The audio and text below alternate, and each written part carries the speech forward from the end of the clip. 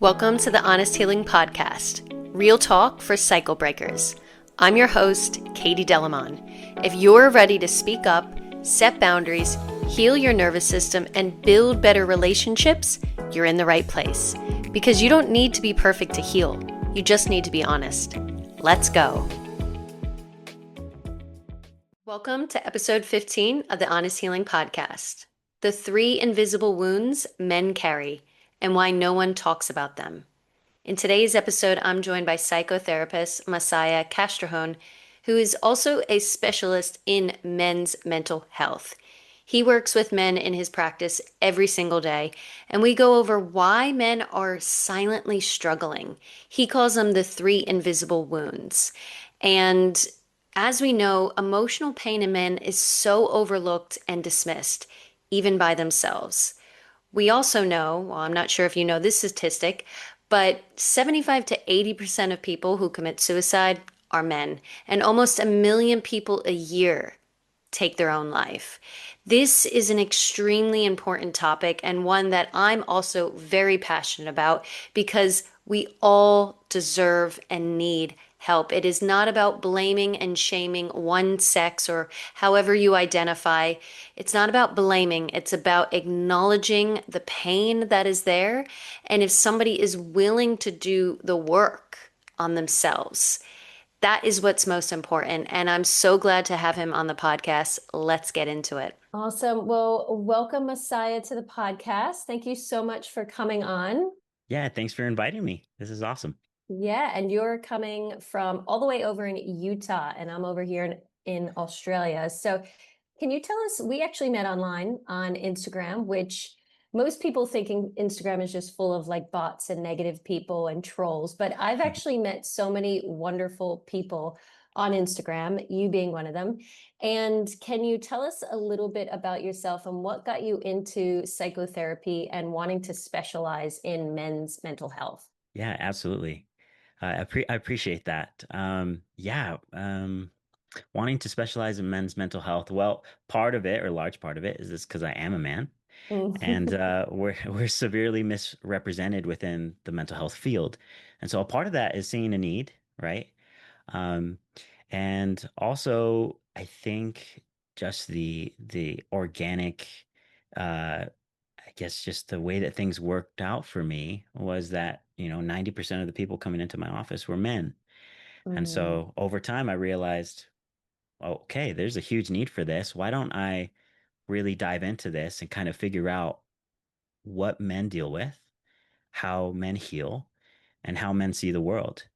And I didn't come into it thinking that I had all the answers because it can't relate to everything that men go through because everyone has a different story, background. But along the way, I realized, hey, there's a huge need for this. So let's dive in. Let's specialize in it. Let's bring it on. Yeah, and so you call it the 3 invisible wounds, and I'm going to quickly name them off, but then we're going to go break Sure. each one of them down a little bit. You say the 3 invisible wounds that men carry and why nobody talks about them is emotional disconnection and disassociation, usually from a trauma response, the effects of emotional neglect, and the avoidant attachment. First, before we get into each section, why do you think the Yeah. emotional pain in men is so overlooked or dismissed, even by themselves? It's a great question. Um, there's a lot of reasons. I think two primary things that I think about when you ask that question is one, how come how come people around men don't see it? And Mm, then how come men can't see it, like themselves? Like mhm, sometimes, I've come across in my work now for many years and working with so many men. I have these moments in therapy where most of the men that come in are usually encouraged by other people, mm, by their wives, by their partners, by their family members, where they're told like, "Hey, this isn't normal. This isn't right. We're worried about you." And so long as the man is breathing, not bleeding, or alive, right? To a lot of their knowledge, they don't really know what's going wrong. And this is where I kind of came up with this idea of the invisible wounds. It's like people who experience these symptoms and have a history, perhaps, mm. of emotional neglect. Um, don't even realize that there are wounds. Yeah. And then go ahead. Oh, I was just going to say, what sort of symptoms do you see? I'm sure it's different across the board, but what are your common symptoms, let's say? Yeah. Um, the common symptoms are this um, lack of emotional intelligence, Mhm. an inability to emotionally attune to others. Um, Obviously, the disassociation that you see in men. Mhm. Um, I call it extreme stoicism, Mhm. where they're so stoic, where they don't really know what to do with emotions or the value of tapping into emotion or tuning to others' emotions. Um, those are to list a few. I think those are the ones that come to mind. Yeah. And it's interesting you say that because I feel like in our society, we would automatically slap the label of he's a narcissist, of Hmm. someone coming in with those symptoms, right? Now, I'm not saying narcissism doesn't exist, of course, Yeah. but I Yeah. feel like in our society, we overuse that term. And really, what's underneath it is most of the time somebody who has probably had severe emotional neglect and or emotional all these things underneath it where we just saying, oh, he's a narcissist, he's an asshole. It's like, well, maybe there's something more underneath that. Um, Yeah. and so let's go into that first one, the emotional disconnection and disassociation. How does that actually show up in a man's daily life, whether it's their relationship, their work, or even their body? Well, when it comes to relationships, right, we see this disconnection from partner, where there's these bids from connections from a spouse or partner, and the the man is unable to provide this emotional connection or intimacy that the other person is seeking, and they don't really have an eye, a trained eye, to see these bids for connections or these moments for where they that require, vulnerability, require, being in perhaps discomfort. And that's kind of how it shows up in relationships, this inability to attune to one another, to sometimes see the value in talking about emotional things. I think that one's very common, where, a partner will come to a man and talk about something that is bothering them emotionally, sharing how they feel about something.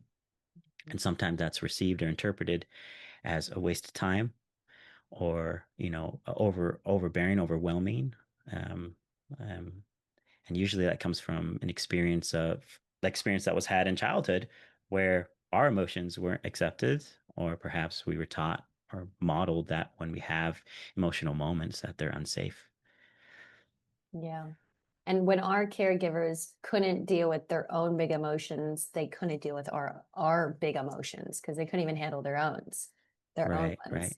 And Yeah. so, and a lot of the times I think it kind of gets confused, right? Because disassociation can be mistaken for, oh, they're just really calm and chill and easygoing. What would you say to somebody who's wants to begin to safely reconnect with their emotions after spending a lifetime of suppressing them or disassociating? Where do you usually sort of guide them to and through? For me, I think it begins with some psychoeducation, and that psychoeducation sometimes looks like some buy-in to the idea um, that there's an other way to experience life, that um,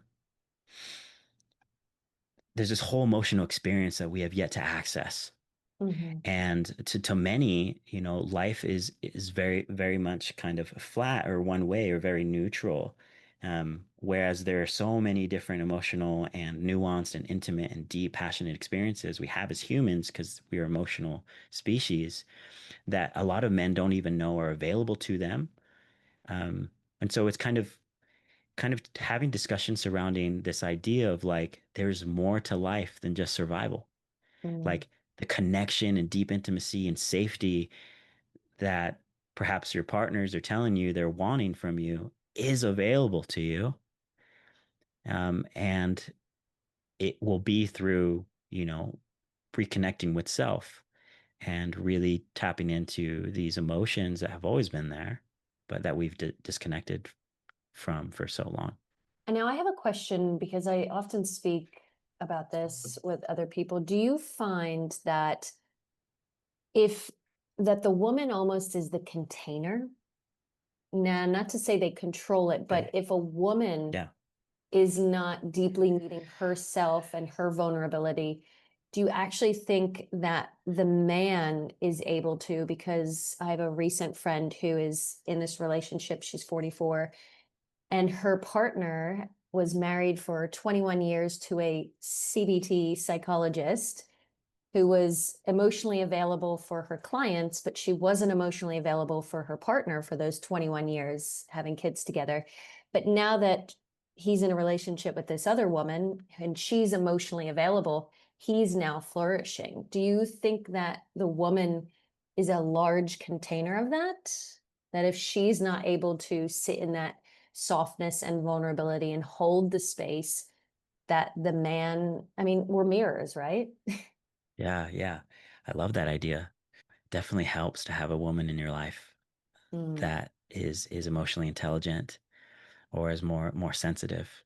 mm, Um, I can't tell you how many of the men that I serve and come into my office speak so highly of their wives and desire to be like their wives, be mm, like them, but they just don't know how.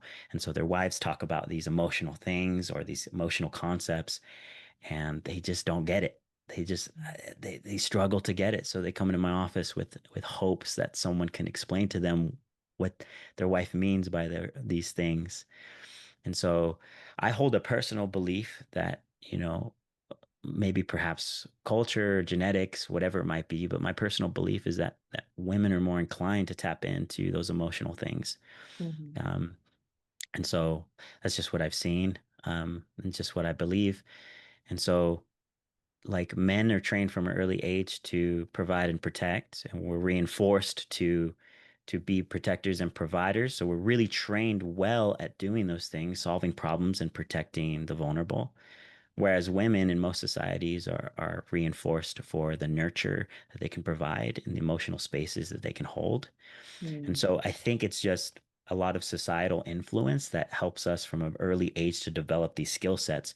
And for a lot of men, they have that underdeveloped skill set of the emotional attunement and intelligence, unless they have, some cycle breakers as parents or a culture that really reinforce those things, right?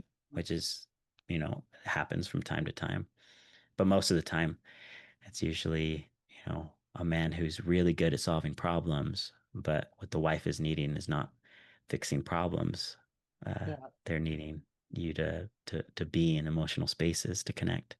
Mm, So yeah. so to answer your question, I know I kind of went on a little tangent there, but to answer your question, yeah, I can definitely see some validity to that idea, and it definitely helps to have someone that can kind of I don't know, support you in that way. Yeah. Because I find that emotional intelligence is not just about having the awareness, it's about the embodiment. And we're living in a world where we're in information overload. Everybody is so self-aware, but they're not actually embodying it.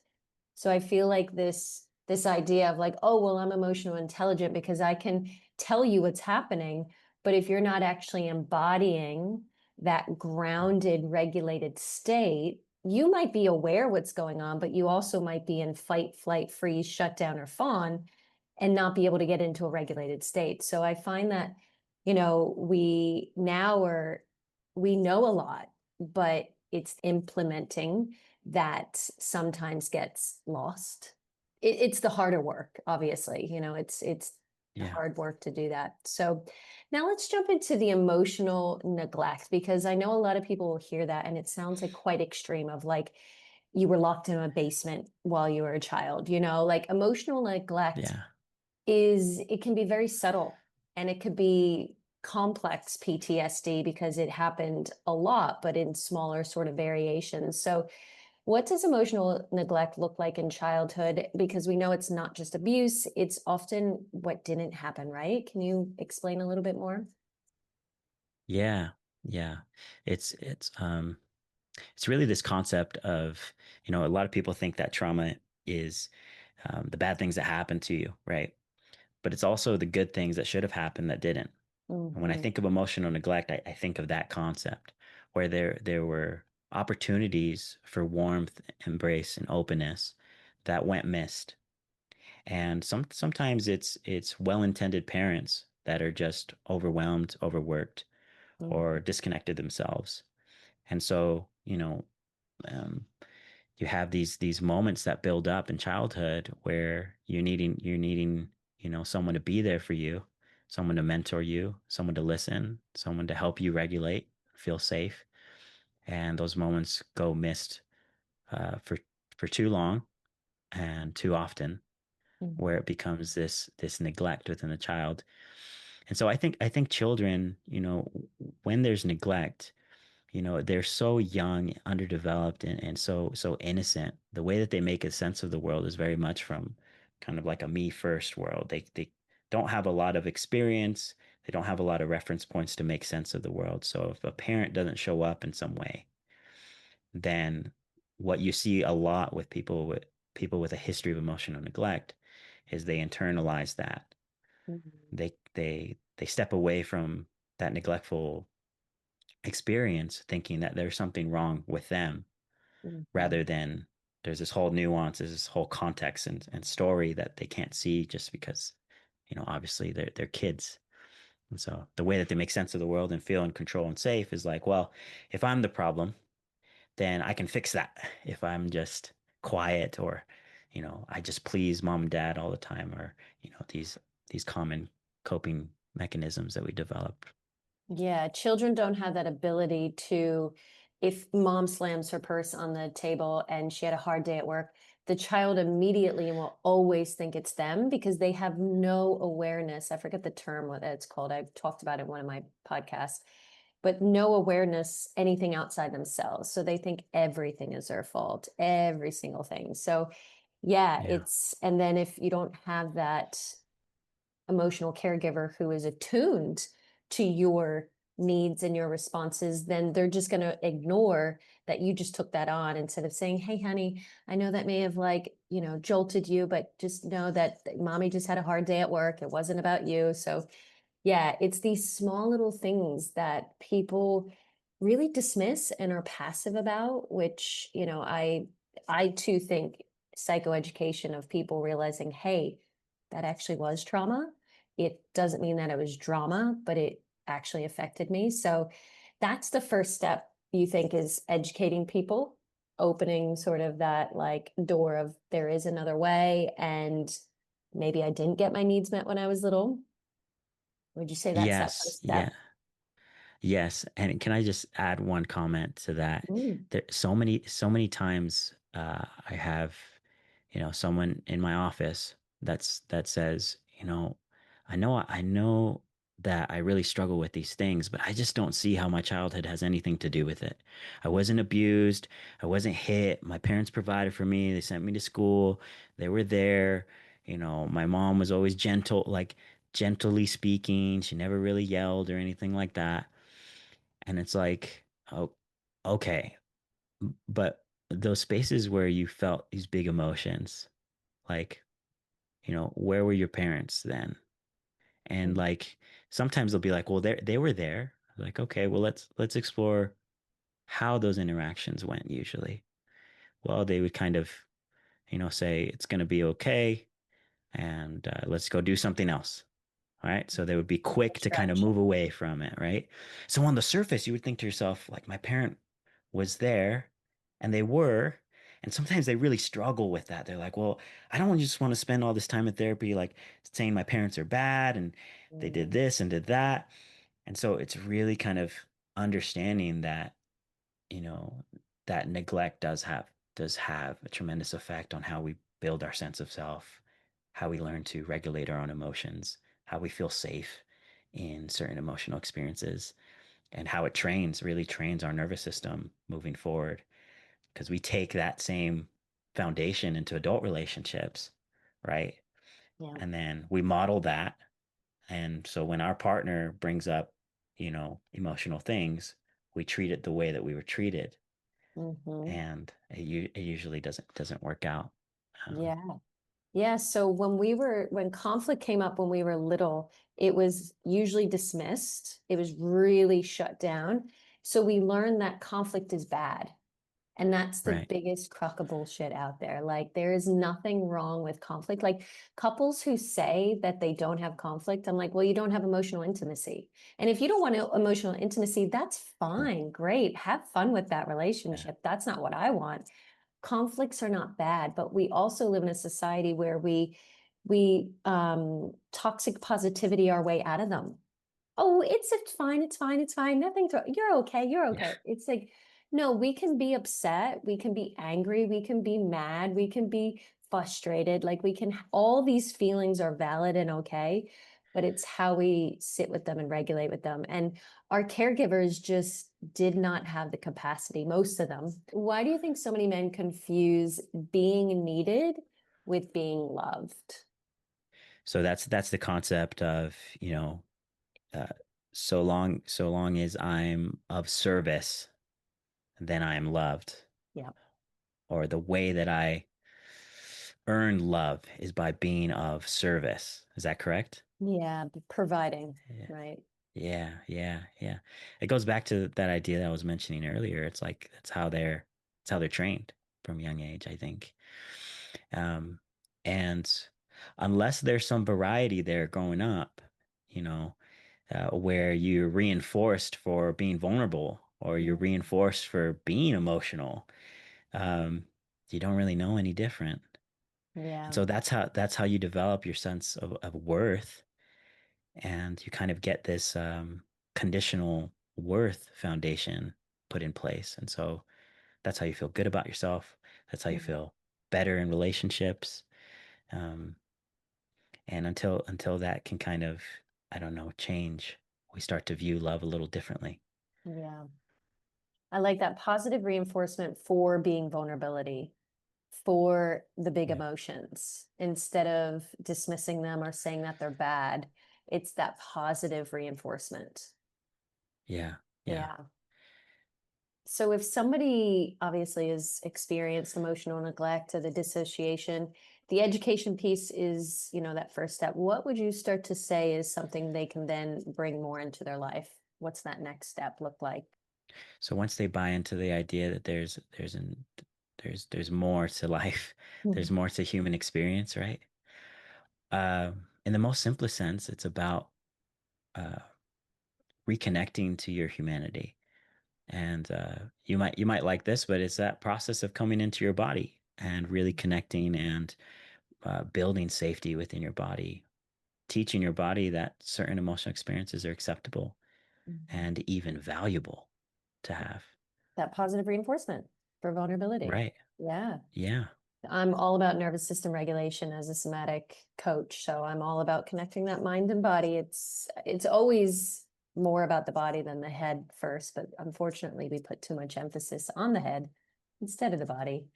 What do you think the hardest part of, like, because you work more with men coming into their body, do you feel like they're, because of that disassociation, that detachment, they're not as connected to their body? Because I remember, like, even watching that Jackass show, and Johnny Knoxville was like, I literally don't feel pain. Like, he doesn't feel his body. He doesn't feel pain. That's why he can do all these weird, crazy things. He's like, he's so disassociated. And I'm like, you're so disassociated from your body. Like, how do you like guide men into coming into their body? Sure. For men, is there a certain nervous system regulation tool that is really potent? Because I Yeah. mostly work with women, and I do find, like, when I do, especially when I do a emotional freedom technique meditation on mom guilt, oh Mm, my God, like, it just turns the fireworks on. They get so into it because they can really feel it viscerally in their body. So I'm wondering if there's something that you've noticed with men that just really go there. mm. I've never been asked that before. I'm thinking really hard on what I guess my go-tos. Oh, I'm struggling with this question because oftentimes it's a very gradual build up, that it's like these it's this sequence of small tools that need to be implemented until we can start Mm, getting into the body stuff. It's like, for example, we may start with a very simple, straightforward practice like, hey, for the next 2 weeks, I want you to have a simple journal prompt and just check in with the most present emotion that you had each and every day. Literally, I just want you to put one word on a page, time and date it, and say that this day I felt this word. And I'll send them away with an emotions wheel, give them some vocabulary, and they'll practice what that's like, and then they'll come back and then we'll talk about, a theme across the 2 weeks. We'll talk about what they noticed, what it was like to just take a moment and pause and think about emotion. Like mm, those are the baby steps, right? And then we gradually get into, okay, like you say that this day you felt this emotion, right? What was it about what was happening around you that perhaps elicited that emotion? So we kind of, I like to kind of work with what I have so far. And men tend to be very logical, very practical. And so they mm, can like if they can kind of point to things like, well, it's this thing happened at work or this that thing happened and I couldn't fix it. And it's usually anger. Anger is always the emotion that men are most familiar with because that's the emotion that's most socially appropriate for men to feel. Like mm, oftentimes we see a man angry and we say, "Oh, that's strong." Like or we have the other side where men are completely, flat or nothing phases me, kind of like mm. Johnny Knoxville Disassociate. and right? Like I don't feel anything. I'm a man, right? Disassociated, right? And so we lean into the anger a little bit more and we start to educate like, well, what's underneath that anger?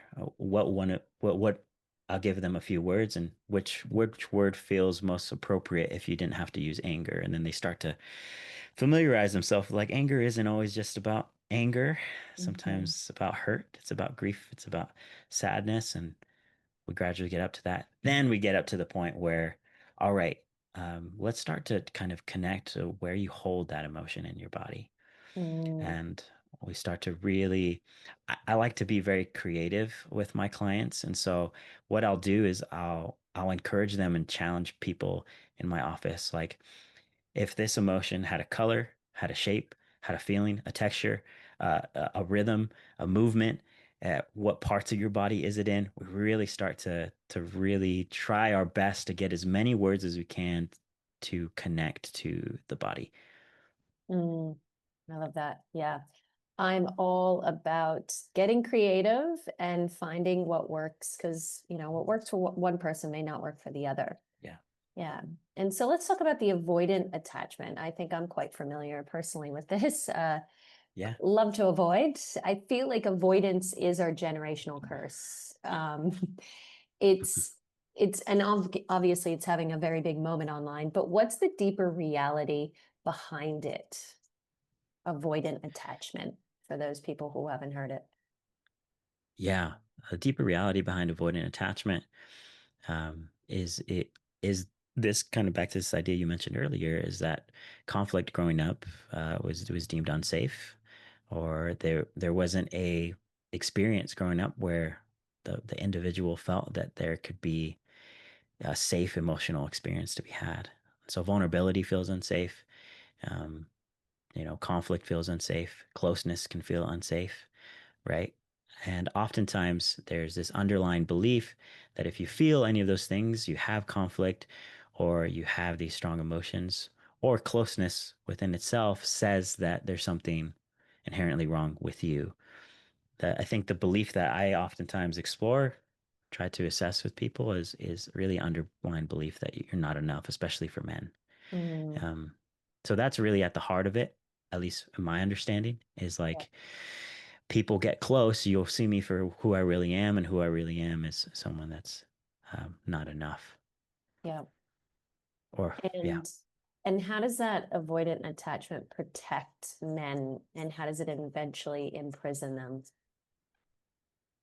that's an interesting idea of imprisonment. Um, well, it's protective because you know, um, well, it protects you because you don't have to be in those spaces, and those spaces feel safe. It's temporarily protective, right? I mean, Um, It's protecting you from the discomfort of being in a vulnerable conversation right, and right. having to maybe, have conversations that you don't feel. A lot of people don't say anything because they need it to be perfect. And people Yeah. don't, and they read all the books, they listen to all the podcasts, but when it actually comes down to say there's conflict, all that shit goes out the door. Like you're not gonna like I love nonviolent communication because it's very simple, very easy. But like you're not gonna remember all the steps and how to exactly say your needs in the best possible way, like word for word that you've read it on the sheet in your, little Hmm. script that you Yeah. made on your journal. Like Yeah. you're not gonna be perfect. So people just say, well, if I can't remember all of that, I'm not gonna say any of it. When people Mm, don't just like practice being shitty at expressing their needs for a while. And then eventually you get a little bit better. But at first, like you might say things that you didn't mean, you might say things the wrong way, but you've got to get into that practice of like just saying something mm, because you're never going to be perfect at it, but it's always about that. Okay, let me get something out. And it's like, it's not about the blame. It's about bringing it back to you, how you feel, what need didn't get met. And then in the future, how could that need get met? yeah, absolutely. Yeah, you have to overcome like that fear of doing it wrong. Yeah. Like I encourage people like do it wrong. Suck Yeah. at it, but do it. Yeah, Right? yeah, exactly. And that's what I think almost the biggest fear of that avoidant is like, well, if I can't do it perfect, I'm not going to do it at all because my Yeah. worth is based on my productivity and my performance. And if my performance isn't great, then it's not worth anything. Yeah. And Yeah, absolutely. unfortunately, then that keeps them the imprisonment because they're afraid of getting close and they're afraid of bringing that vulnerability into their life. And so what can partners do and not do when they are in love with an avoidant man? Not sure if you want to go on that side of the spectrum, but what do you think Yeah. really fosters and helps like that container? Like what can women do as that container? Not that they need to hold their hand and coddle them, but what does that empowered woman vulnerability look like for when you have maybe an avoidant attachment in front of you? So the do's and don'ts of being in a relationship with an avoidant Mm. attached person. Perhaps that's kind of how I am understanding Yeah, that yeah, question. yeah. Okay. All right. Yeah. Well, the do is it depends on your own attachment too, because if you kind of know this dynamic between the anxious and avoidant, it can be really difficult, right? But I think no matter what your attachment is, I think the gold standard is to be a source of openness and welcome, to be able to practice inviting someone into the space, but then reassuring them that they don't have to come right away, that they can go at their own pace, and also kind of talking to, their sense of self and letting them know, like, I understand that this feels hard for you.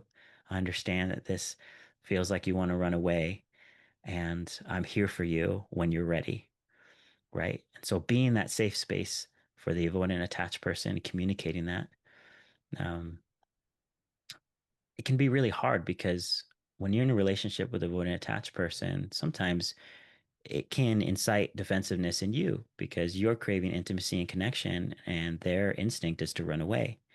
And so you have to kind of check yourself and understand that your defensiveness is going to push them farther away. So you have to kind of learn how to remain grounded in those spaces and say, take a deep breath and say, okay, I understand what's happening here. And you're welcome to take your time with this. I'm going to be here no matter what. And you're not a failure just because you struggle to have this conversation with me right now. Um, but I hope we can talk about it, soon. Yeah. Right. Oh, that's beautiful. Very, very simple and beautiful, vulnerable way to say it. Like, I understand this is hard. I'm here to talk when you're ready. But also, I think we should say, if they're then keep avoiding, then that's also an Mm, issue too. Like, you can't just let yeah. things linger for weeks and months, and like you do have to really acknowledge things. And do you find that the men who come in to see you have been avoiding their mental health for a very long time? Absolutely, without a doubt, Yeah. for sure. I Mm. mean, what does that even mean to men avoiding their mental health? That concept, like many of them coming in, they don't even know what that means. What does it Mm. mean avoiding mental health? Like Yeah. when you ask that question, like what is that, what does that actually mean? Yeah. And they have to come to this realization of like the way that I've been living life has has resulted in these negative consequences. Hmm. And um, it's likely due to these patterns in my life that are rooted in, these invisible wounds that we talk about. And they don't really know where to go with that. All they know is that people are calling out their certain behaviors and saying, "Hey, maybe you should try therapy." Mm. And they usually come to the realization of like, "Wow, I didn't know that responding in these ways is damaging my mental health. I didn't know that, you know, um, behaving in these ways and making these certain choices and saying these certain things they actually have a cost, whether that's a relational cost or a cost to my own mental health." Mm. Now, I'm going to bring it a little bit more personal now. Do you Sure. have you ever had a client that broke your heart and reminded you why this work matters? Oh man. Probably quite Uh, a few. yeah, probably too many to think of one off the top of my head. But when you look at a client sitting across from you and you ask them, you know, obviously they're distraught, overwhelmed, sad, whatever it might be. And you ask them simple, stereotypical therapy question. How does that make you feel? And they're showing all of it, but they have no words to describe it. Mhm. And that has happened enough times to where it just motivates me every time. They just look at me and say, "I do not know. I do Mm. not know what this is. I do not know. I can't explain it." And usually what it results in is eventually turns into frustration and anger Mm. or self-criticism, Yeah. right? Or they start to beat themselves up. It's like I'm an adult, you know. I do all these things. I should know, right? Mm. And they get frustrated, and that those moments they break my heart. Yeah, that's beautiful. And I truly believe that this work is very important and very vital. As we know, the statistics on suicides, suicide amongst men is super duper high. And if we're separating men and women more, that becomes more of the problem. We need to realize that, no matter how you identify, whatever it is, it's like it all matters, it all counts, and it's all important. And to, yeah, normalize vulnerability because it's literally the path. Like everything you've said that people are breaking down, it's all that vulnerability piece. So, yeah, do you Yeah. have any last final words of wisdom or, anything you want to add to what you find healing actually looks like for men? Yeah. Um, there's one thing I can add. I think something you said just there at the end kind of sparked it. You talk about these differences between men and women, and sometimes I frame therapy as not becoming um I more so becoming a comprehensive human. Mm. And I think when we come from the lens of becoming a comprehensive human, I we begin to explore, well, what parts of my humanity am I disconnected from? What parts of me can become more human, right? Now, for many men, the human side of them is the survival side of them, which is a large part of being human, is like staying alive, right? But then there's the other part of like being able to connect and be part of a social group and a pack and to lead with understanding, love, and connection and intimacy. And so the few women that I do work with, right, it's kind of like the opposite, where we're building resiliency, we're building independence, we're building the ability to overcome problems and analyze and see things that are outside of your control, and practicing some of that stoicism where you're letting go of a lot of things that are out of control. And so it's just two different sides of the same, like, I don't know, I guess I call it humanity, where each side is just trying to become more comprehensive and complete. Mm, yeah. I mean, essentially, would that being like masculine and feminine energies? Sure, absolutely. That's the common terms that you would use for that. Yeah. Yeah. Yeah. Well, that's very reassuring that at least we're our intuitive way of healing is the way forward.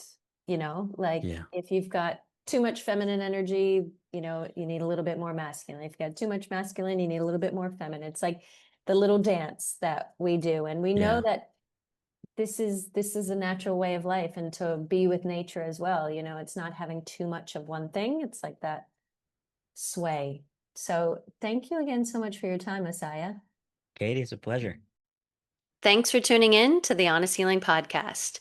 If you don't know this about me, I work with both men and women in my one-to-one coaching because healing is universal. My approach to healing in a somatic way, awareness, boundaries, and compassion, is a universal way to heal. Healing does not care about your race, your age, or your sex, or however you identify. If you want to know if I'm the right fit for you, if one-on-one coaching is something you've been umming and eyeing over, jump on my website, www.katiedelmon.com. I have a free consultation form that you can fill out, and we can book an appointment and see if it's the right fit.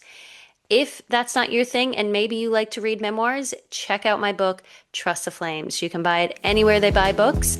And if you want to just follow me on social media or see what I'm up to, you can find me anywhere on social media handles. Just my name, Katie, Katie, and Delimon, Delimon. See you next time.